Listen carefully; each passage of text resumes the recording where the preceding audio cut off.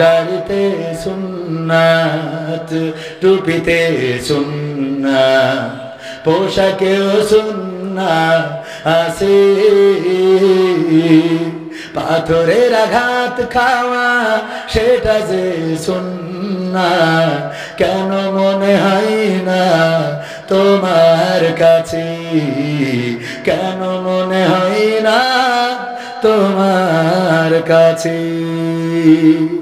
নবীর প্রেমে তুমি দাওয়াতে তাবলীগ ধারণ করেছো বুকে, সেই তুমি আজ কেন জুলুমের প্রতিবাদে আওয়াজ তোলো না মুখে? ঠিক না বেঠে? নবীর প্রেমে তুমি দাওয়াতে তাবলীগ ধারণ করেছো বুকে, সেই তুমি আজ কেন জুলুমের প্রতিবাদে আওয়াজ তোলো না মুখে? মেসওয়াক করো তুমি রোজ প্রতিদিন, সেখানেও সুন্নাত আছে। পাথরের আঘাত খাওয়া, মাঝে মাঝে জেলে যাওয়া, সেটা যে সুন্নাত, কেন মনে হয় না তোমার কাছে? কেন মনে হয় না তোমার কাছে? মিলাদুন নবীতে বড় সোচ্চার তুমি, নাকি দেখানো লোক? সেই তুমি জানলে না আমার রাসূল ছিলেন সফল রাষ্ট্রনায়ক। বিশ্বাস হলো না আপনাদের? হ্যাঁ, খালি শেখ হাসিনা রাষ্ট্রনায়ক ছিল, বঙ্গবন্ধু, বাইডেন, ডোনাল্ড ট্রাম্প।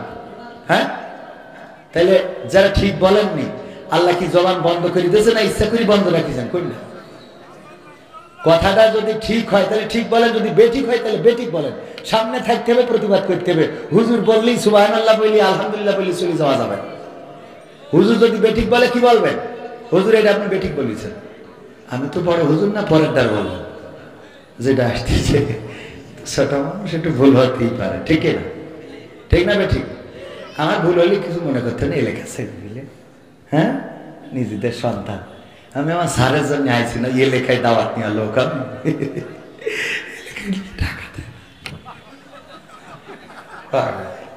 যাই হোক, সব কথা ক্ষতি হয় না, নিজেদের লোক। হ্যাঁ, বাদ আছে?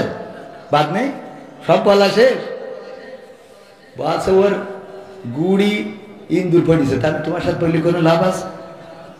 আমার বলছে ভাই গুড়ি ইন্দুর পড়িস, কারোর যেন না বলি। তাহলে বলবো খের জন্য ওর গুড়ি ইন্দুর পড়িস, তা আমি বলি লাভটা কি?